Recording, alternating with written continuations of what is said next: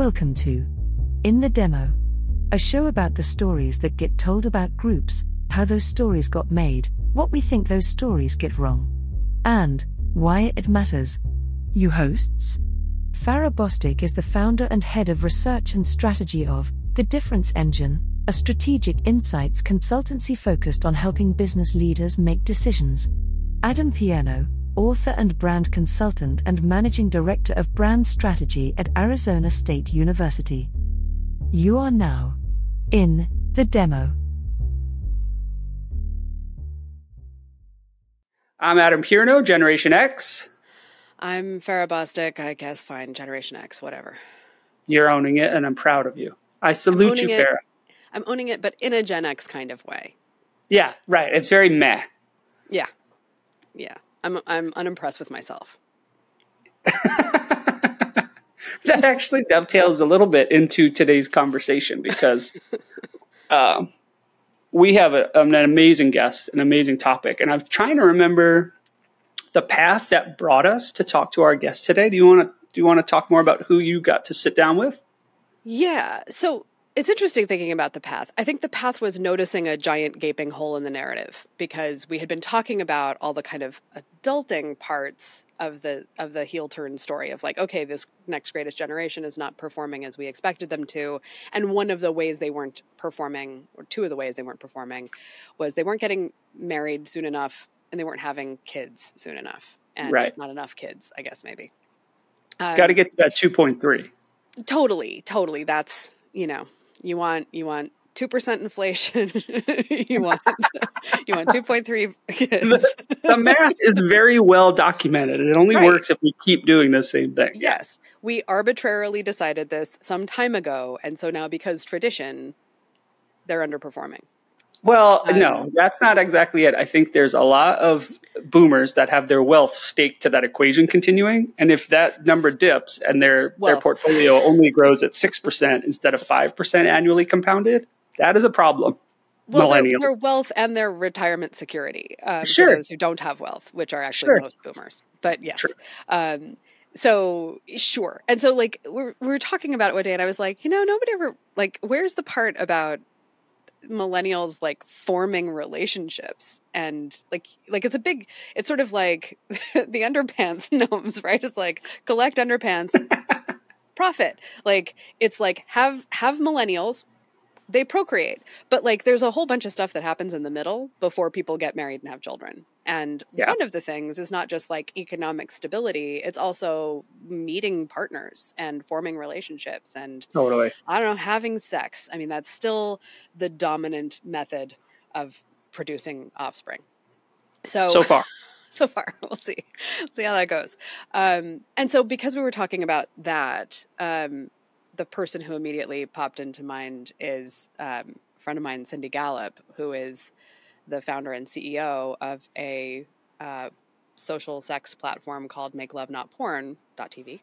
And that she might have something to say about that because it is foundationally about real world sex. What she talks about is trying to kind of spark this social sex revolution. And she was looking at a generation of people who'd put everything else about their lives online to share with others. And so why not their sexuality and their sex lives? Mm-hmm. And so but the idea being it's the opposite of porn, right? If porn is scripted, real world sex is not. And the idea was, just years and years of kind of the, lots and lots of cultural hand-wringing and moral panics, but also documented negative effects of young people being exposed to traditional pornography, and that there was an alternative. It was sort of teaching people, frankly, bad sexual manners, but also not really helping them understand what mattered to them in terms of intimacy and in terms of their own kind of self-confidence and their sense of their own bodies. So that's what she kind of specializes in. And I thought she's in a perfect position to see literally what people are doing and what they're talking about and sharing, and might have some insight into millennial intimacy and sexual relationships. Yeah, her insights into obviously her experience with kind of documenting that and her understanding of the comparison and creating a video archive of the comparison of real world sex and pornography blows my mind that somebody would, how when she tells the story of how she got there, it's really interesting. The insights she has about intimacy and relationships, and then the breakdown of the family, it's to me, the way the media tells the story, it's counterintuitive to family building, because sex is put over here in this taboo corner, but families are put over here in like this front and center. And so the two shouldn't be related, but obviously you can't have one without the other. So her insights around the breakdown in intimacy, connection, relationships, the unintended consequences of a generation raised on like learning sex and intimacy through video on a tiny screen. Just really interesting lesson. You know, she has, obviously she talks about it in the interview, but firsthand experience, dating younger people who have these porn informed ideas about what sex and intimacy look like. And so haven't really interrogated what they're interested in. And so as you start to form relationships, and the other thing we did in preparation for this conversation was we asked some millennials about their own kind of experiences and perceptions around sex, relationships, and intimacy. And one of the things we heard a lot was about this kind of almost rite of passage of having to get through some bad relationships, some bad sex. And I don't even mean that actually in a joking way, like some relationships founded on two people who don't really know what they want, but are doing what they think they're supposed to want. Right. And that is not a recipe for genuine human connection. And so it doesn't help in forming romantic bonds that might turn into long-term relationships or couples that want to parent together, for example. Totally. And so like, it really is an important point in the development of anybody is that kind of sexual awakening and developing sexual relationships, discovering what you like sexually before you can start moving on to any of the rest of it. And then there's also just the part about like modeling for your kids. One of the other things we heard in some of those Vox Pops was people talking about their sexual, romantic, and kind of, intimate relationships being a reaction to what they saw from their parents who were divorced in dating, or who were not good at articulating what good manners in bed are, or what makes for meaningful intimacy, as opposed to just being naked together. That's not really that intimate. It's a whole different thing. And so it just seemed like an interesting opportunity to get into that. And so this is actually, I think we should probably also set up, this is like a 3-parter in a way. We're talking to Cindy about the social sex versus porn part of it. And then we're going to talk to somebody else in a later episode about online dating. And then there are a bunch of other things that we've been looking at around sex, pornography, romance, dating, etc. that we're going to kind of recap around in a conversation between us. Excellent. Well, let's get right to it. Perfect. So I'm Cindy Gallop. I'm 63 years old. So that makes me the tail end of baby boomers, and a child of the 60s, although when people say that, they normally mean that they were adult in the 60s. So I was literally a child in the 60s. And I am the founder and CEO of Make Love Not Porn. We are pro-sex, pro-porn, pro-knowing the difference. And I know this story, other people might know this story, but maybe talk a bit about what sparked your drive to do Make Love Not Porn. Sure. So Make Love Not Porn was a complete and total accident, because I never consciously intentionally set out to do anything that I very bizarrely find myself doing now. So it came about through my direct personal experience dating younger men. The men I date tend to be in their 20s, and so I date Millennial and Gen Z. And I realized 15 years ago, through dating and having sex with younger men, that when we don't talk openly and honestly about sex in the real world, porn becomes sex education by default in not a good way. And bear in mind, this was me experiencing this 15 years ago when nobody was writing about this, no one was talking about it. And as a naturally action-oriented person, I went, I'm going to do something about this. So 14 years ago, I put up on no money a tiny clunky website at makelovenotporn.com that in its original iteration was just words. The construct was porn world versus real world.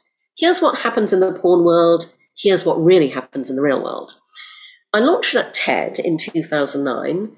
I became the only TED speaker to say the words "come on my face" on the TED stage 6 times in succession.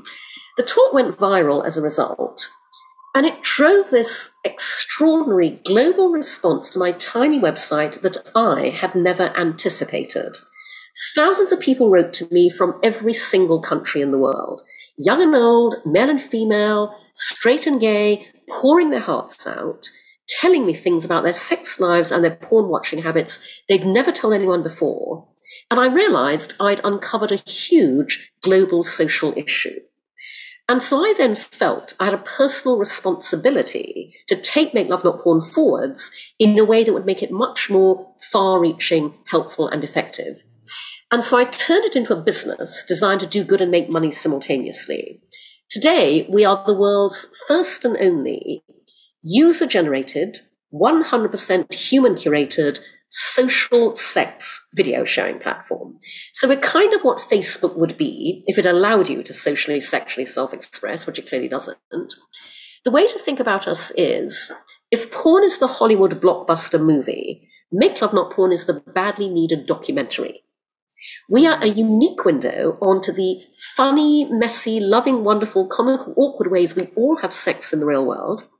We are socializing and normalizing sex, bringing it out of the shadows into the sunlight to promote consent, communication, good sexual values, and good sexual behavior. We are literally sex education through real-world demonstration. And I foresaw the creator economy 14 years ago when I designed Make Love Not Porn around a revenue-sharing business model to democratize access to income. So our members pay to subscribe, rent, and stream social sex videos. Half the income goes to our contributors, who we call our Make Love Not Porn stars. We are spearheading what we call the social sex revolution. The revolutionary part is not the sex. It's the fact we're finally making it social. Mm-hmm. And what's interesting about that, I think, if you look at the trajectory of, well, not even the trajectory, the kind of themes that come up when you look up, literally, Google millennials and sex or something, and you get a lot about dating apps, you get a lot about pornography on the internet, you get a lot about, dick pics and hookup culture and ghosting and sexting and those kinds of things. So it might be easy to think like, well, social and sex has been going together for a while, but not in the sense that you mean it. So like, draw the distinction between the type of social sex that was happening and what you're trying to So literally, Farah, what I realized, when I first concepted Make Love Not Porn 14 years ago, and what I said in my TED talk, and what I've been emphasizing ever since, is the issue isn't porn. The issue is we don't talk about sex in the real world. And so, Make Love Not Porn's mission is to make it easier for every single person in the world to talk openly and honestly about sex. And so what I decided to do very simply was to take every dynamic in social media and apply them to this one area of universal human experience that no other social network or platform will allow. And so when I say that we are creating a whole new category, social sex, what I mean by that is that, we are enabling people to spontaneously share videos of the sex they have in the real world in the same way that all of us on social spontaneously share videos of every other area of our lives. And the interesting thing is that both our members and our Make Love Not Porn stars tell us that, being able to view social sex, socially sharing their real world sex, is as transformative for them and their relationships as socially sharing everything else has been for the world at large. And, to give you some idea of, the huge gap and market opportunity that we are filling, the fact of the matter is that everybody has always wanted, everybody wants to know what everyone else is really doing in bed. And until now, they haven't been able to find out, but now at Make Love Not Porn, we're showing them. And here are 2 indicators of, how much the opportunity is there for us when I raise the funding I'm working on currently to scale, because, we've been bootstrapping for the past 10 years. So first of all, Pornhub at the end of every year publishes a year in review, where they do a fantastic job of taking all of their massive amounts of data and analyzing it and presenting their findings. And by the way, two very important things people to be aware of, because I have to repeat this regularly. What Pornhub is analyzing is only their data. It is not the data for the porn industry as a whole, which is not findable anywhere, because for all the reasons I battle on a daily basis, nobody is funding the ComScore of sex and porn. Okay, so Pornhub's data is only Pornhub. It's not the porn industry's data, and it is not real-world sex data. Mm-hmm. It does not shed light on anything that people are doing in the real world. That's what we do. I designed Make Love Not Porn to be the Kinsey of today. So that being said, in their 2022 year in review, Pornhub identified the number one trend on their site as what they call reality. People are looking for real. And I shared that across my social channels, and I said, what all of those people are looking for, though they don't know it yet, is Make Love Not Porn. Also, very frustratingly, we are banned from advertising anywhere. Mm-hmm. And it's not just us, it's any sex-related venture, and especially any female-led sexual health and wellness venture. Menstruation, menopause, fertility apps can't advertise either. So we're banned on Facebook, Instagram, Twitter, YouTube, Snapchat, TikTok, Google, every platform. But it's especially infuriating that Google will not allow us to run paid search, because every day, all around the world, people search for Make Love Not Porn without knowing that we exist. And what I mean by that is the top organic search terms that drive traffic to us are make love, not porn, real sex, not porn, video sexo na porno, make love not porn, where they don't know there's a company actually called that. One young man told me that he found us when he Googled porn that is not porn, because he was so fed up with everything out there, wanted something different, had no idea what to search for. When you search porn that is not porn, you find Make Love Not Porn. That's how much the world needs and wants what we are, the documentary to porn's Hollywood movie. Mm-hmm. So have you seen a distinction across sort of ages or life stages in how much people need this? I don't know how else to kind of describe it. I've been reading the one book I found that tried to do kind of a survey of millennials and intimacy, and it's fascinating how gendered things still are. It's also fascinating how there's clearly like laboring under misapprehensions about what sex is, what intimacy is, what relationships are all about, how to get into one, how to get out of one, what to expect, what's normal, all of that stuff that feels to me like it's relatable at a distance. But like the closer I get to it as a late Gen Xer, the more I'm like, this is not what we were dealing with. And so, so what have you seen in your own experience and on the site? So no, absolutely fair, because first of all, our core target audience in Make Love Not Porn is millennials and Gen Z. The generations that grew up with porn need us and know they need us. Okay, and by the way, we are for everybody. We have many older members, but that's our core target. And of our contributors, the biggest group of our Make Love Not Porn stars are millennials. And by the way, I will just caveat by saying that obviously we are 18 and over. And so when I say Gen Z, I'm talking about the older end of Gen Z. Right. So, what is really interesting is, this is focusing on millennials. This is the generation that not only grew up with porn, but also grew up socially sharing everything. And so, they are very happy to share their real world sex on Make Love Not Porn. And in fact, I use particularly what they say to us as a demonstration of how much they are the generation at the forefront of the social sex revolution. And what I mean by that is, so we, again, tiny bootstrapping, have found it very challenging to raise funding over the past 10 years. So we don't have all the resources that we would like. But what we've always done in a limited way is we've held regular Make Love Not Porn Star meetups, where we invite our contributors to come and meet each other and us. You know, we've done that in cities around the US. We did that in London years ago when I and one of our curators were over there. Obviously, during the pandemic, we transitioned that to Zoom, you know, and so we've had some great remote meetups. And, you know, what is really interesting is the number of our millennial Make Love Not Porn stars who are comfortable sharing with their friends and family that they are on Make Love Not Porn. So, for example, we have one millennial Make Love Not Porn star couple. They're actually based in South Africa, and the male half of the couple has been with us since very early on because he came across Make Love Not Porn, and he submitted his first video with a wonderful video intro, because we ask all our contributors to contextualize their real world sex videos, because real world sex has context. A backstory, relationships, you know. So he did this wonderful intro video where he said that, you know, he grew up with porn and it completely fucked him up in terms of his attitudes towards women, his relationships, his relationship with himself. He came across Make Love Not Porn. He was blown away by the platform and the community. And he really felt that he wanted to give back. But he was single at the time, didn't have a partner. And so he thought, okay, you know, I will make a solo masturbation video. And so he filmed himself masturbating. And this is the first time he'd ever done that.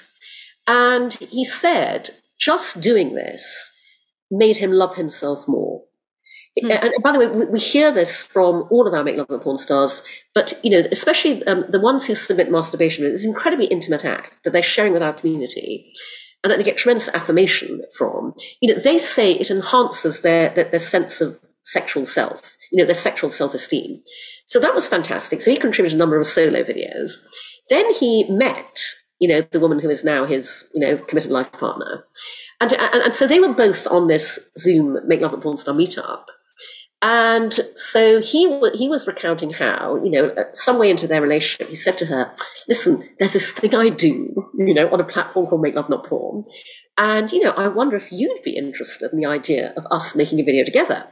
And she said, her first reaction, oh my God. But then she you know, joined Make Love Not Porn, you know, saw what we were all about, saw the videos, agreed. They submitted their first video together, you know, which was hugely popular. And she just absolutely loved it. And so since then, they've submitted a ton of videos. And so he was saying to us, you know, and if anything, I mean, she's even more enthusiastic about Make Love Not Porn than I am. She tells everybody about it. She's told all our friends were on there, you know, and she said, yep, and it's so lovely, you know, the other day, a couple of them said to us, oh, we watched you guys' latest video. You're so adorable. You're so cute. You know, so there are Make Love Not Porn stars who are completely happy within their social circle, sharing that they're on Make Love Not Porn, and they're absolutely fine with their friends watching their videos. Now, also on this call was another, and this Make Love Not Porn star who's non-binary, and I'm not sure whether they're Gen Z or Millennial, but they're definitely, you know, in that sort of age range. So they said, yeah, they had also shared with their friends all about Make Love Not Porn, and they told them they were on there.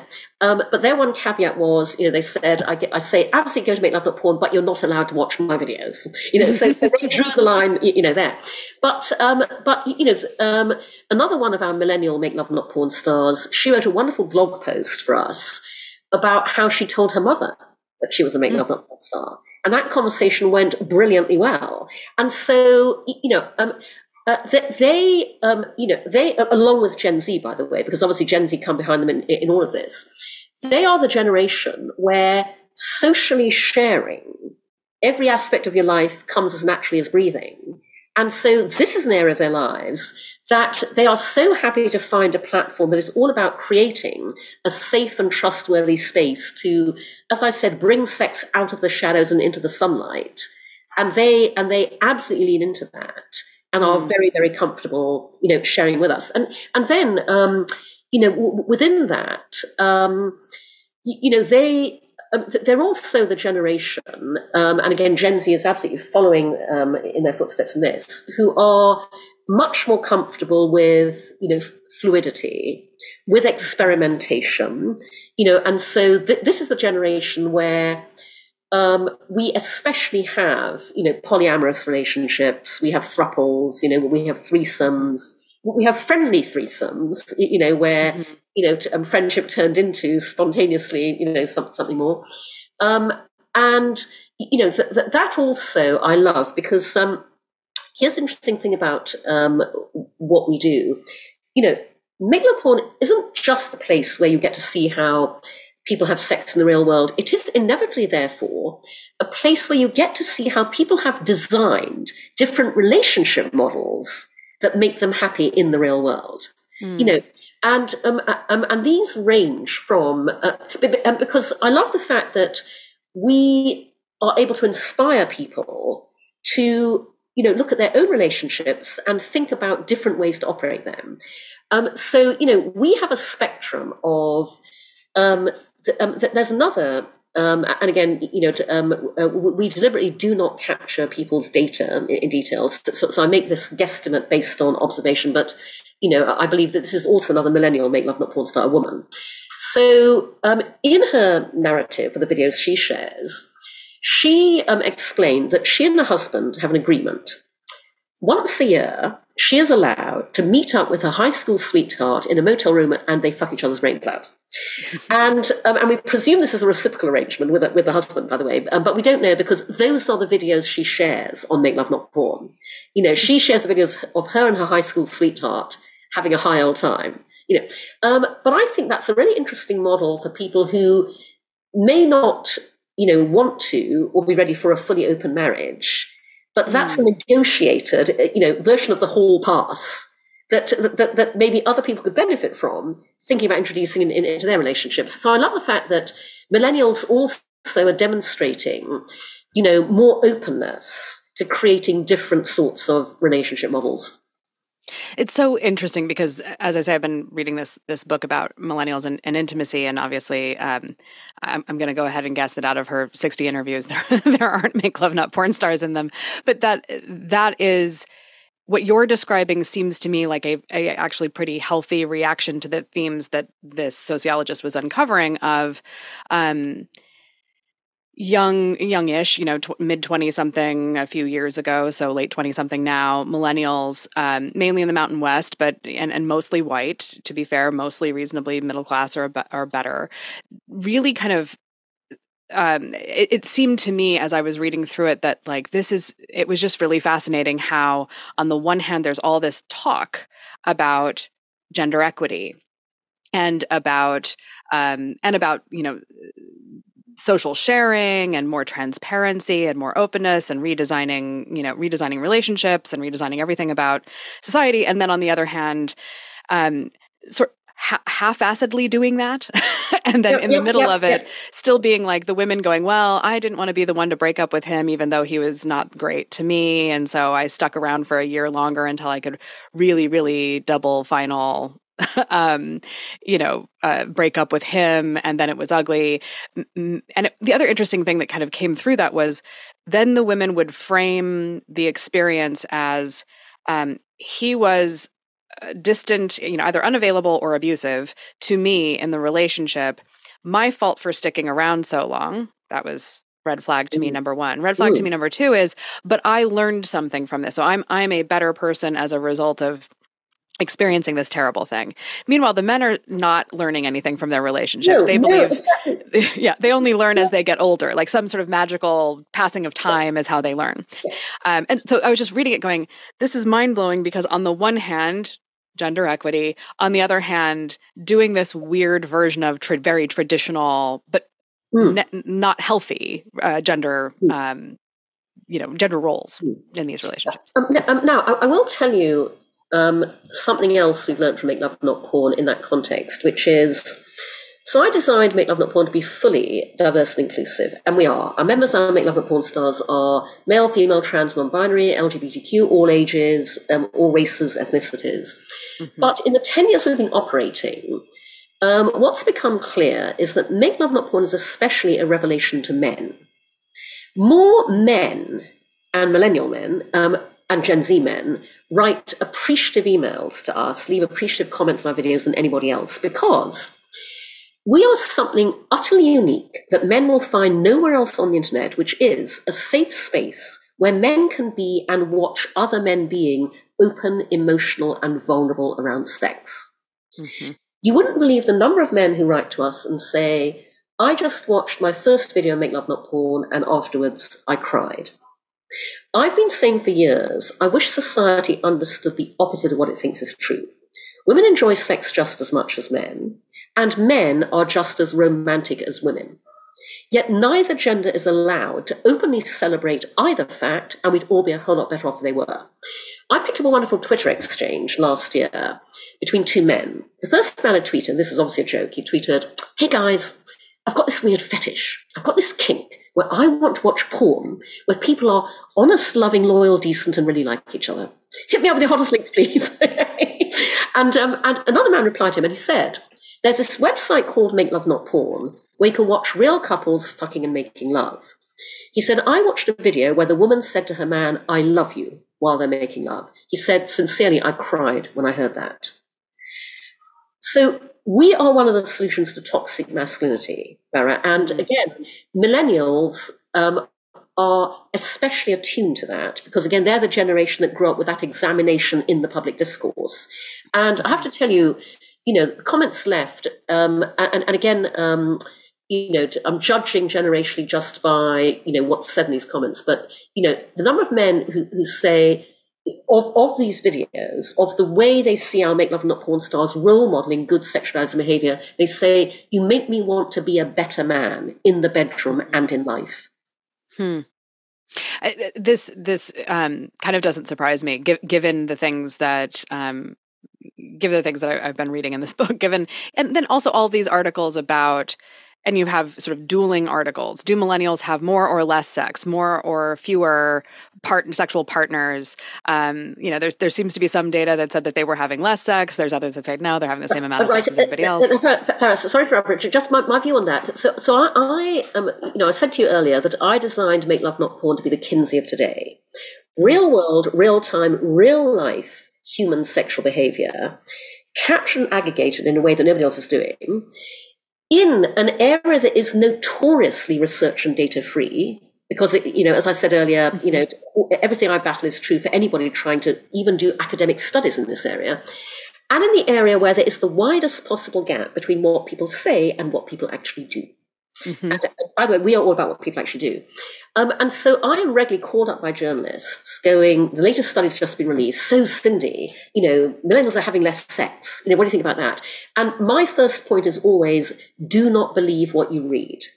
Because knowing intimately as I do, the battles that anybody working in this area faces, I can tell you that a ton of those, research studies and data sets out there are absolutely prone to confirmation bias. This is the one area of our lives that we are almost fucked up about. That's saying about, we do not see things as they are, we see things as we are, especially applies to sex. Mm-hmm. And so, when I look at those studies, honestly, I take all of them with a very large pinch of salt. And by the way, when you drill down, often the sample sizes are not substantive. Because I've been, for years, I've been looking for academic partners to do academic study on the benefits of Make Love Not Porn. And by the way, I've had no shortage of people who want to do that. Their problem is that they can't get grants. I mean, they absolutely cannot get funding for anything to do with sex. Interestingly, I had an academic reach out last year from the UK, and we are now planning a study with him and his team because, hallelujah, they already have funding. And their work is focused on how sexual health and happiness drives better public health outcomes. And so watch this space because we are working with them. But I would just really say to you and our listeners, honestly, any study that comes out about sex should be, really looked at through a very dubious and very cynical lens in that context. I think that's right. I think one of the things that struck me when I first came to New York, I was in graduate school, mostly surrounded by people a few years younger than me because I had worked between my undergraduate program and going to law school. And I was kind of blown away to discover the ways in which people younger than me were thin slicing their definitions of what counted as sex and what didn't.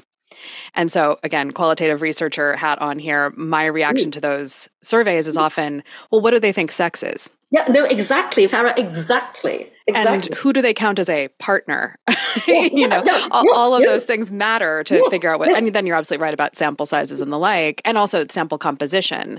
I think one of the other things that strikes me about, you also have lots of stories about, these kind of, where sex, intimacy, and then the internet intersect. So ghosting, hookup culture, dating apps or hookup apps, the revenge porn phenomenon. And then you also have, again, sort of reifying old gender stereotypes of like slut shaming, and then a kind of odd inversion of that, which is the whole kind of incel thing of men basically looking at, blockbuster porn and going, that's what men are supposed to look like in order to be sexually desirable to women. If you don't look like that, you're doomed.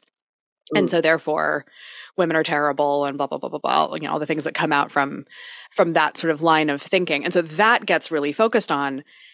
Candidly, I think a lot of those things are reflective of the typical millennials we think about, which are white, suburban, college-bound or college-educated, and affluent.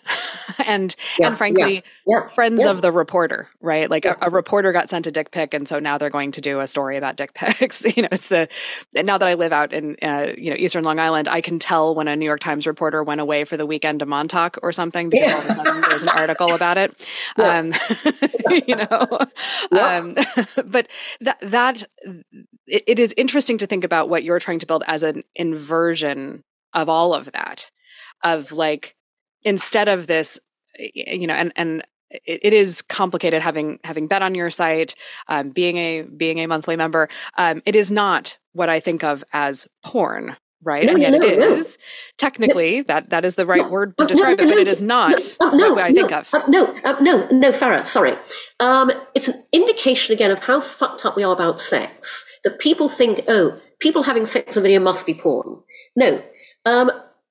This is why I draw the distinction of porn is the Hollywood blockbuster movie, because porn is produced, performative, scripted entertainment that is designed to arouse. Make Love Not Porn is the documentary, because you spontaneously share your video of the sex you have in the real world in the same way you spontaneously share a video of all your friends together on a night out, on a whatever. That is simply, a window onto what really happens in the real world. And very importantly, this is why our tagline is, we are pro-sex, pro-porn, pro-knowing the difference. Because we are not an either-or. We are a complement and a counterpoint to porn. People like watching movies, and people also like watching documentaries. Sometimes they're in the mood for a movie, sometimes in the mood for a documentary. But we are not porn. We are creating a whole new category, social sex. And as I say, it's only because our vocabulary is so limited with this gigantic area of universal human existence that, I say I've spent 14 years trying to get people to see the nuance in all of this. And it's extraordinarily difficult because we're so fucked up about it. Yeah. And that is, I think, the thing that keeps coming up as I read these articles and the book is people don't have good definitions.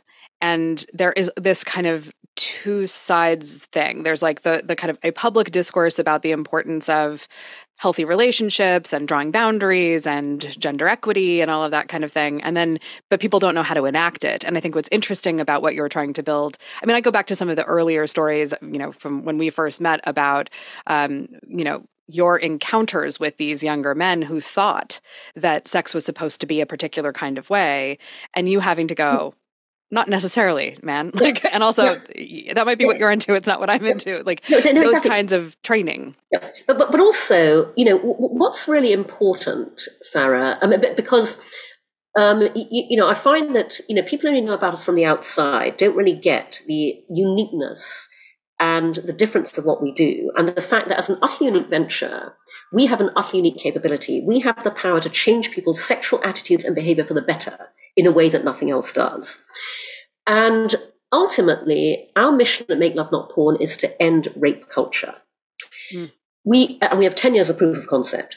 We end rape culture by doing something incredibly simple that nevertheless nobody else is doing. We end rape culture by showing you how wonderful great consensual communicative sex is in the real world. Our social sex videos role model good sexual values and good sexual behavior. And here's the important part. We make all of that aspirational versus what you see in porn and popular culture. You've undoubtedly heard me over the years exhorting our industry to reinvent aspirational culture. I live my own philosophies. I'm reinventing aspirational culture around sex. And so something else to your point that you will only find on Make Love Not Porn is that we celebrate real world emotion, love, intimacy, feelings. And the reason that's so crucial is because all around us in popular culture, movies, TV, streaming, Netflix, we see many creative expressions and narratives of relationships, but we never see the actual sex. On Make Love Not Porn, you see the actual sex, but you also see the relationships. Because in our videos, those two things are indivisible. And when I say that, by the way, I don't just mean that in our, partnered videos, whether it's couples, threesomes, whatever, in those videos, you see healthy relationship dynamics in terms of how they play out during sex. Also, in our many solo masturbation videos, you see in those what it's like to have a healthy relationship with yourself, with your own body, your own genitals, your own sexuality. But, going back to the point about being able to see healthy relationship dynamics within sex, you will find that nowhere else on the internet because, with a lot of amateur porn, they're replicating the professionals. They think that's what people want to see. And so, there was a wonderful comment on one of our videos by, and this is interesting, by a man who he identified in this comment as, he said, I'm 26 years old. So I guess it's tail end of millennials, upper end of Gen Z, Yeah. And he said, I've just started having sex. So he undoubtedly is having sex later than, one might have thought. And he said, I loved everything about this video. And this particular video was a Make Love Not Porn star couple where the man ejaculated prematurely. It came as a big surprise to both of them. It was very funny, actually. And this man commenting said, I love this because he said, I've only just started having sex. And I was always so worried about, is it going all right? Is this the right thing to do? Oh dear, should I laugh at that? Should I not laugh at that? And he said, I love the fact, you both laughed. It was so funny. You had a sense of humor about it. He ended up saying, I love this video for so many reasons that are not to do with sex. And that's the point of what we are. Mm-hmm. So I'm curious also because I know you do a lot of coaching as well. And one of the things that kind of reached up off the pages of one of the things I was reading and slapped me in the face was this repeated comment from young men, millennial men, that at this particular stage of their early to mid-20s, they were not really all that interested in having a committed relationship or even like not very committed relationships. It was sort of something to do to pass the time. It was sort of the vibe that I got from it. But this belief that they will eventually have a partner, whether, gay or straight, that having a spouse in the future will be beneficial to them. And the main reason they cited was their careers. And I think one of the things that it was like my main takeaway from Lean In was just that she made some kind of comment about one of the most important career decisions a woman can make is who her partner is. And I'm curious about, I know you coach both men and women. How do you see, or do you see, does that come up, intimate partner relationships, as part of their thinking about their careers or their work or their ambitions? Do you know, it doesn't. And I do want to push back on that, Farah, because bear in mind, I date millennials, and now I'm extremely selective about whom I date. No matter how casual relationship, they have to be a very nice person. And I have fantastic radar for very nice people. So I only date utterly lovely younger men, which is why my so-called casual relationships go on, ironically, a lot longer than most people's so-called committed ones. So I date younger men off and on for periods of 2, 3, 4, 5, 10, 15 years. They may meet and date women their own age. They may marry women their own age. we like each other, we stay friends. We'll meet platonically for drinks or coffee. Every so often those relationships end, marriages end, and they come back. It's very nice. But because of that, I can say to you, first of all, that, all of the younger men I've dated very much want to be in love. And this is also true of my millennial men friends, whom I have a lot as well. I mean, I've one millennial friend, very dear friend, quite well known in the tech world, and this would enormously surprise anybody knowing what they think they know of him superficially from outside. But he has never, ever had casual sex because he has to be in love. He has no desire to have casual sex. He wants to fall in love. And by the way, we're very old friends, and he's fallen in love ill-advisedly, repeatedly, on a number of, and I meet the new girlfriend, and it's all wonderful. Then, then I hear, but, someone say, oh, dear, all of that. But the key thing is, I go back to my point, the men are just as romantic as women. Again, because I date, these lovely young men, off and on in various long periods, I've coached a number of my ex-lovers back to eventually lovers again, but I've coached them through, falling madly in love and then having it all go horribly wrong. And so in terms of my professional coaching, I have not had that come up, although, both the men and women I coach have tended to have supportive partners, so that there haven't been issues there. And in a personal context, with my dates and with my friends, I haven't observed anybody going, I'm ferociously focused on my career, so I'm pushing off, commitment.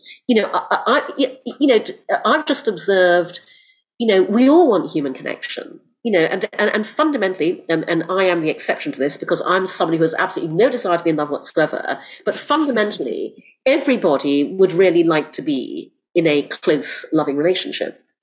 Well, and this, I think, is interesting because one of my suspicions for a long time about millennials has been that the stories about them are constructed, and then it is packaged up as its own kind of brand, and then is presented to the people who sit within those birth years as this is who you are. And this is how you should be. And, reading this book about millennials and intimacy, I was just like, it's weird that these guys are so consistent about it. It's weird that these women are so consistent about it. I would expect a lot more variation in these stories as a researcher myself. And instead, what I found myself wondering is that what they think they're supposed to say because millennials are ambitious? And, millennials are self-actualized, and millennials are this and that, No, Farah, I think you're absolutely right. I think there's absolutely a tendency to tell other people the story and often tell yourself the story that you think you should be telling, basically. Yeah, but I absolutely concur. I mean, my tiny team at Make Love Not Porn, I have 4 employees. 2 of them are millennials, 2 of them are Gen Z. And honestly, the millennials, you could not find anybody harder working, more dedicated, more committed, more going over and above the call of duty. I'm fortunate to have an absolutely spectacular team on my business, but, they refute every claim about millennials in the workplace. That's obviously teaching me to sample size, but I think, and again, our industry, we like to package these constructs, because it makes clients feel good when we go, okay, well, now we can define who we can, etc. And honestly, it is not that simple and it's not that straightforward. Yeah, nothing ever is. And I think the other thing that's interesting about that narrative is, and talking to my friend Danita about this is, she and I were in a conversation where she sort of said, like, as a woman of color, I think one of the things about the millennial narrative, and she's not a millennial either, she's about my age, but, she was sort of saying, it feels very individualistic, the narrative. It feels very, and this has been, my take on all these early texts about millennials is this idea that like they're all on a path to realizing their individual potential as workers and citizens, and then eventually as households. And we're very excited about that. Could be the next greatest generation. On the other hand, something bad happens. They're all going to band together and rise up and overthrow whatever the status quo is. And that is very interesting because it feels like when we're thinking about the good stuff, we're thinking about the white, the affluent, the suburban, the college educated, when we're thinking about the part where they gain solidarity and rise up to overthrow the existing structures, that now that cohort is multicultural, it's multiple classes, it's, it's a much bigger array of identities than when we're thinking about all the upside. And the branding contribution to that, obviously, is like, we like affluent consumers. We like people with money to spend. So we focus on them at the expense of everybody else. And they feel quite left out, I think, of that narrative. And they are. I can say, having done now 7, 8 episodes of this and all the research to go with it, they're absolutely left out of it. I know that your site is extremely diverse, having looked through it. Do you see any differences, or are there more similarities than differences in across gender identities or across ethnicities? Well, you have to bear in mind that, our members now Make Love Not Porn cells are self-selecting. What I have done is I've built a community around shared sexual values. Right. So everybody is there because they want to see more open, healthy attitudes towards sex. That's the unifying bond. Right. And so, around that, it's hard to discern specific differences because we have a shared understanding and a shared goal and a shared belief. Right. I think, I completely agree with what you said, and I would really encourage people to, if they want to address millennials through marketing or in whatever capacity, I encourage people to conduct thought experiments. And what I mean by that is, I began doing this myself many years ago. I had a meeting with the wonderful Susan Line of Built by Girls Ventures when her office was in the AOL building downtown here in New York. And so I turned up, I'm horribly prompt, so I turned up way too early for the meeting, and the receptionist said, take a seat in reception, and Susan's assistant will be out to get you in due course. And the way the AOL building was designed, quite cleverly, was that reception was kind of at the heart of the traffic through flow on the main floor. And so, I took a seat on a couch where I could see people coming towards me, crisscrossing the lobby, going to the coffee bar, etc. And so I sat there waiting for Susan Line's assistant. And it gradually dawned on me that I was sitting there expecting every woman who walked towards me to be Susan Line's assistant. So I went, okay, Cindy, here's what we're going to do. You are going to look at every man crossing this reception and assume that he is Susan Line's assistant. And you're going to look at every woman and assume that she is a senior VP of something. And so I did that. I literally made myself watch the people, as men came towards me thinking, oh, this is Susan Line's assistant. Now, in fact, Susan Line's assistant was a woman, as they often are. Yeah. But that is an approach I've adopted ever since to challenge my own preconceived notions. And so I remember a few years ago, pre the pandemic, I had a meeting in London at a very large ad agency.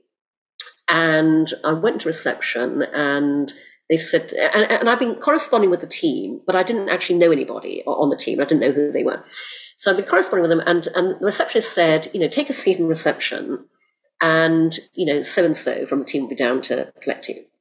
So I sat at reception. I thought, right, I'm expecting to be collected by a black woman. And as you know, Farah, that is extraordinarily rare in our industry. Mm-hmm. I went, I'm going to sit in reception. I'm going to expect that, whoever comes to get me is going to be a black woman. Lo and behold, she was. It was fantastic. I didn't know that at all. Yeah. But so to your point, I would encourage people, when you think about a millennial, think about a millennial black woman. Mm-hmm. Think about a millennial Latinx man. Think about a millennial Asian American person. Consciously, do a thought experiment and just, put in your head a different visual construct of millennial to the one that, to your point, Farah, undoubtedly you've been operating up to this point. Yeah, absolutely. I know we're running out of time. Where should people go to find things that you are working on? or have your name on. Listeners, if you enjoy this conversation, please support me and my startup. Join us at makelovenotporn.tv. Subscribe. Starts at $10 a month. It's very affordable. Consider becoming a Make Love Not Porn star. You can find me and Make Love Not Porn on Twitter and Instagram at Cindy Gallop at Make Love Not Porn. I'm on LinkedIn. I'm on Facebook. We have a TikTok. It's Make Love Not Corn because, problems. So please go to TikTok, find Make Love Not Corn, which will be difficult because we appear to have been shadow banned, but do your best and follow us there as many can. And I will just give a plug for my newest venture because in the 14 years that every day I get a mailbox, from Make Love Not Porn, and inevitably over the years, that mailbox has frequently featured requests for sex advice because people have had nowhere else to go, especially in the early years, by the way, when there really was nowhere else to go. And over the years, no matter how stressed, I've always responded to those emails.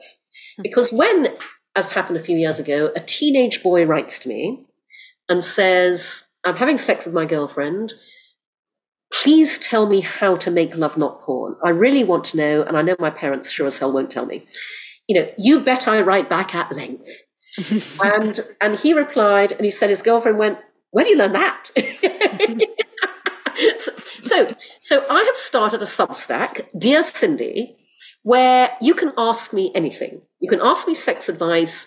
I also started because I get asked a ton of things on social media that I don't have time to reply to. Where to get that outfit, how to make a perfect martini, et cetera, et cetera. Mm-hmm. So please go to Dear Cindy on Substack, sign up. You can sign up for free. Please do also, though, take out a paid subscription because I'm doing this to support Make Love Not Porn. So that's where the proceeds go. And please do send in your questions because I'm hugely enjoying answering the ones that I'm getting so far. That's so cool. I did see that you had launched that, and I will go and sign up today. Thank you so much for taking the time to chat with me. This was amazing, and I love anything that kind of subverts all these silly stories that froth out there about what millennials are like, because it's never really the story. So thanks for taking the time. It's been a pleasure. All right. In the Demo is produced by Farah Bostic and Adam Pierno with support from The Difference Engine, and edited by Allison Preisinger and AMP Studio. Music by Omega Man under the Creative Commons license. Go to inthedemopodcast.com for behind-the-scenes research and supporting information. Please rate and review the show. Someone told us that helps.